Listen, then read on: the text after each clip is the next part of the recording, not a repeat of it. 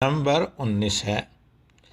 انبیاء اور رسول جو نبی صلی اللہ علیہ وسلم سے پہلے گزرے ہیں ان پر بھی ایمان لانا ایک مومن اور متبع رسول صلی اللہ علیہ وسلم کے لیے رکن ایمان ہے۔ کسی ایک کی نبوت کے بارے میں بھی شک و شبہ کیا تو آدمی مومن نہیں رہ سکتا، اس لیے اس کو ارکان ایمان کہتے ہیں، ان کو ارکان ایمان کہتے ہیں۔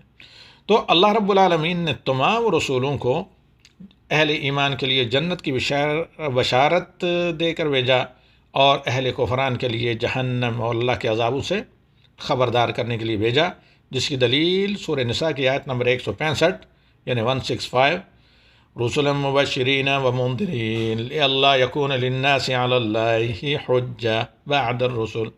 یہ اللہ کے رسول اہل ایمان کو جنت کی بشارت دینے کے لیے آئے اور موت کے بعد والی جاودانی اور اللہ کے انعام کے طور پر نعمتوں سے بھری زندگی کی بشارت دینے کے لیے آئے، اور اہل کفران کو اللہ کے عذابوں، قبر، حشر، پل صراط، جہنم کے عذابوں سے ڈرانے کے لیے آئے۔ ایسا کیوں؟ تاکہ بعد میں لوگ یہ نہ کہیں ہمیں تو پتہ ہی نہیں تھا، ورنہ ہم کبھی غلط کام نہ کرتے، ورنہ ہم کبھی کفر نہ کرتے۔ لئلا یکون علی الناس حجۃ بعد الرسل، یعنی انبیاء آنے کے بعد لوگوں کے پاس کوئی حیل و حجت نہ رہے اپنے کفر اور شرک کی۔ اور انبیاء بلکہ اولو العزم رسولوں میں سب سے پہلے نوح علیہ السلام ہیں، اور آخر محمد صلی اللہ علیہ وسلم جو خاتم النبیین ہیں، بالخصوص ظہور شرک کے بعد، جس کی دلیل سورہ نساء کی آیت نمبر 163 اِنَّا أَوْحَيْنَا إِلَيْكَ كَمَا أَوْحَيْنَا إِلَى نُوحٍ وَالنَّبِيِّينَ مِن بَعْدِهِ۔ اے محمد، ہم نے بالکل ویسے ہی آپ کی طرف وحی کی ہے، آپ کے فرزندان آدم میں سے ہیں، آپ کی تخلیق بھی اسی آب و گل سے ہوئی، جس طرح ہم نے وحی کی تھی نوح کی طرف اور ان نبیوں کی طرف جو نوح کے بعد آئے، یعنی سب سے پہلے نبی نوح تھے، جیسے حدیث شفاعہ میں بھی ہے۔ اور ہر امت کی طرف اللہ رب العالمین نے انبیاء اور رسول بھیجے ہیں، نوح سے لے کر محمد صلی اللہ علیہ وسلم تک، سب نے اللہ کی توحید و عبادت کی سب نے اللہ تعالیٰ کی توحید اور عبادت کا حکم دیا، اللہ وحدہ لا شریک لہ کی عبادت کا حکم دیا، اور انہیں طاغوت کی عبادت و شرک سے منع کیا، جس کی دلیل اللہ تعالیٰ کا فرمان وَلَقَدْ بَعَثْنَا فِي كُلِّ أُمَّةٍ رَسُولًا أَنِ اعْبُدُوا اللَّهَ وَاجْتَنِبُوا الطَّاغُوتَ، سورہ نحل کی آیت نمبر 36۔ اور البتہ یقیناً ہم نے ہر امت میں انبیاء اور رسول بھیجے اس مقصد کے لیے کہ تم اللہ کی عبادت کرو اور طاغوت سے بچو۔ اور اللہ رب العالمین نے اپنے تمام بندوں انس و جن پر اپنی عبادت و توحید فرض کی اور طاغوت کے ساتھ کفر اور طاغوت کا انکار فرض کیا، اللہ پر ایمان لانا فرض کیا۔ ابن القیم رحمہ اللہ فرماتے ہیں، یہ آپ لوگ جو طلبہ طالبات ہیں اس مجموعے میں یا القلم سے جڑے اچھے طریقے سے ان چیزوں کو یاد رکھیں۔ تو عقیدے کے بارے میں ورنہ مبدئی جو باتیں وہ ساری کی ساری اس کورس میں آپ نے پڑھ لی ہیں۔ امام ابن قیم ڈیفینیشن بتاتے ہیں کہ طاغوت کسے کہتے ہیں۔ معنی الطاغوت ما تجاوز به العبد حده من معبود او متبوع او مطاع۔ طاغوت کا مطلب یہ ہے کہ جس کی مریدی میں یا جس کی تعظیم میں بندہ حد پار کر جائے، خواہ وہ معبود ہو، اللہ تو معبود ہے، اور معبود حق یعنی اللہ کے علاوہ کسی کو معبود ٹھہرائے، یا متبوع حتیٰ کہ کسی کی پیروی کر رہا ہو، اپنا سردار یا آپ کسی کا فالوور ہو تو اس کو اس کے حدود سے اوپر اٹھائے، یا کوئی اس کا ذمہ دار ہو جس کی طاعت پر فرض ہے۔ تو اس لیے اللہ کے نبی صلی اللہ علیہ وسلم نے فرمایا لا تطرونی کما اطرت النصارى ابن مریم انما انا عبد اللہ ورسولہ۔ لیکن اس میں یہ یاد رکھیں کہ انبیاء اور صالحین اس میں نہیں آتے، کیونکہ طاغوت کے شروط میں سے یہ ہے کہ جس کی اللہ کے علاوہ عبادت کی جائے اور وہ اس سے راضی ہو۔ تو اس کا جواب اللہ رب العالمین نے قرآن میں دیا ہے، اور درس تفسیر میں ایک موقع پر میں بیان کر چکا ہوں کہ جب مشرکین مکہ نے کہا کہ انتم وما تعبدون حسب جہنم انتم لہا واردون۔ جب ایک مکہ کے سردار نے آ کر کہا یا محمد آپ کا قرآن تو کہتا ہے کہ ہم جس کی عبادت کرتے ہیں ہمارے سمیت سب جہنم میں جائیں گے، جبکہ ملائکہ لا یعصون اللہ ما امرهم، ملائکہ جو ہیں ان کی عبادت ہم کرتے ہیں، اور یہود و نصارہ عیسیٰ اور عزیر کی عبادت کرتے ہیں۔ تو پھر اللہ رب العالمین نے بعد والی آیات میں جواب دیا کہ تم حقیقتاً شیطان کی عبادت کرتے ہو، والذین سبقت منا لہم الحسنی اولئک عنہا مبعدون۔ ہاں، جن کی جو ایمان اور عمل صالح کے لے کر ہمارے پاس آئیں گے، یہ ہم سے مل چکے ہیں، یعنی یہ انبیاء اور صالحین جنہوں نے اللہ کی توحید کی دعوت دی، اور تم ظلماً ان کی عبادت کرتے ہو، ان کو شریک اللہ کا بناتے ہو، تو یاد رکھو کہ وہ جہنم سے بہت دور رہیں گے اور بچائے جائیں گے۔ لہذا طاغوت وہ ہیں جو اللہ کے ساتھ کفر کرتے ہیں جان بوجھ کر، یا اللہ تعالیٰ کے دین کو میں خود ساختہ شرائع اور قوانین کو داخل کرتے ہیں۔ تو آئیے ادھر، تو امام محمد بن عبد الوہاب رحمہ اللہ آگے فرماتے ہیں والطواغیت کثیرون، اور طاغوت بے شمار ہیں جن کے سردار 5 ہیں۔ سب سے بڑا طواغیت کا سردار ابلیس لعنت اللہ علیہ ہے، عزازیل بھی جسے کہا جاتا ہے۔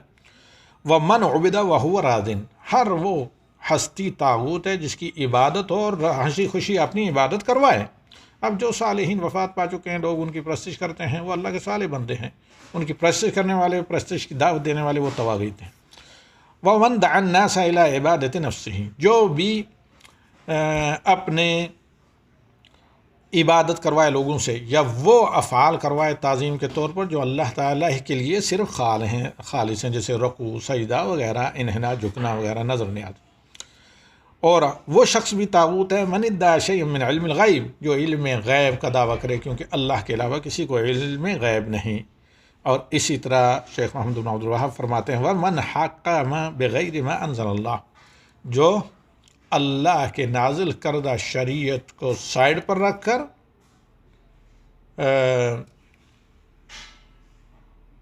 اس سے حکم یا فیصلہ کرے ان قوانین سے جو اللہ نے نازل نہیں کیے ہیں۔ اس کی ذرا وضاحت یہ ہونی چاہیے کہ یعنی اور اس کو وہ جائز اور حلال بھی سمجھتا ہو، فلیعوذ باللہ۔ والدلیل قول سبحانہ وتعالی البقرہ 256، اس کی دلیل سورہ بقرہ کی آیت نمبر 256 ہے، جس میں اللہ کا فرمان ہے لا اکراہ فی الدین قد تبین الرشد من الغی فمن یکفر بالطاغوت ویؤمن باللہ فقد استمسک بالعروۃ الوثقی لا انفصام لها واللہ سمیع علیم۔ اس کی وضاحت تھوڑا سی اشارتاً میں شروع میں کر چکا ہوں۔ تو اس کا مطلب یہ ہے کہ دین میں زبردستی نہیں، زبردستی کیوں نہیں، ذرا سمجھیں کہ ایک بچہ جب تک نابالغ نہ سمجھ ہوتا ہے، آپ اسے کوئی کسی غلط کام سے منع کرتے ہیں، نہیں باز آتا تو تھپڑ مارتے ہیں یا اس کی مرمت کرتے ہیں لاٹھی کے ذریعے، لیکن وہی کڑیل نوجوان ہو جاتا ہے، آپ کے سمجھانے پر باز نہیں آتا تو آپ کہتے ہیں جائیں دفعہ، کیونکہ سمجھدار ہیں، خود ٹھوکر کھا کر سمجھ جائے گا۔ تو اللہ تعالیٰ نے یہاں پر یہ کہا کہ لا اکراہ فی الدین، دین میں زبردستی نہیں ہے کہ زبردستی لوگوں کو مسلمان بناؤ۔ کیوں؟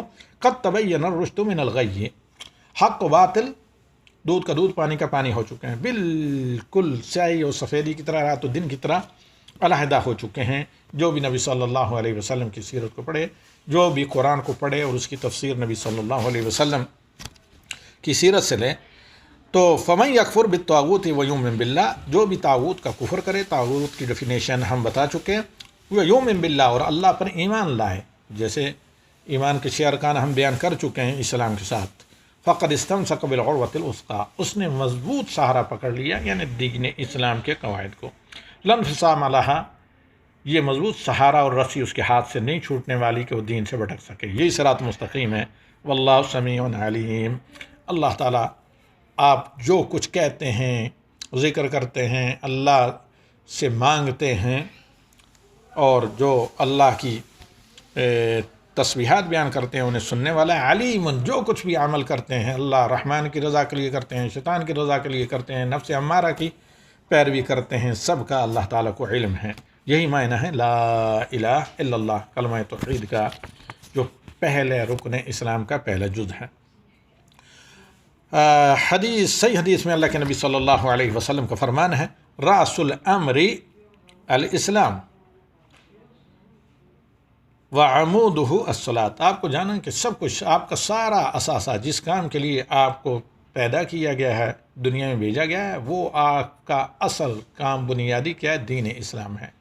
باقی جو کچھ آپ کام کرتے ہیں وہ صرف دین اسلام پر عمل پیرا رہنے کے لیے سپورٹ ہیں، یعنی اس کو کیا کہتے ہیں، خدمات مساندہ یا لیجسلیٹو وہ سروس۔ تو رأس الامر الاسلام، ایک بندہ مومن کا سب کچھ اثاثہ سارا اسلام ہے، اور اسلام کا ستون الصلاۃ، نماز ہے، 5 وقت الصلاۃ نمازیں۔ اگر فرض نمازیں چھوڑی تو ستون ہی نہیں رہا، جب ستون نہیں رہا تو اسلام جو 5 پلر والا خیمہ یہ دڑام سے زمین بوس ہو گیا۔ اس لیے تارک الصلاۃ کو کافر کہا ہے با اجماع صحابہ اور اہل علم کی بعد میں بڑی تعداد نے۔ وذروۃ صنامہ الجہاد فی سبیل اللہ، اور اسلام کی کوہان یعنی اسلام کی بام اور چھت جس کے ذریعے آپ اسلام کو بچا سکتے ہیں وہ جہاد فی سبیل اللہ ہے۔ جہاں یہ چھت اڑ گئی تو وہاں ایسے ہے کہ جیسے کوئی مکان بلا چھت کے ہو، کبھی بھی کسی طوفانی جھونکے سے آ کر وہ زمین بوس ہو سکتا ہے۔ واللہ اعلم۔ الحمدللہ الاصول الثلاثہ کی تکمیل ہو گئی ان 2 درسوں پر، یہ 18 اور 19 ہیں۔ اس کے بعد ہم انشاءاللہ شروع کریں گے آگے اسی کورس کا جو حصہ ہیں چند دروس اصول الثلاثہ کے ساتھ ہی آخر میں آپ کو PDF میں ملے ہیں القواعد الاربع، 4 مشہور قواعد جن کا اعتقاد سے تعلق ہے۔ تو یہ جاننے کے لیے آئندہ دروس سماعت فرمائیے۔ ھذا وصلی اللہ علی النبی وآخر دعوانا ان الحمد للہ رب العالمین۔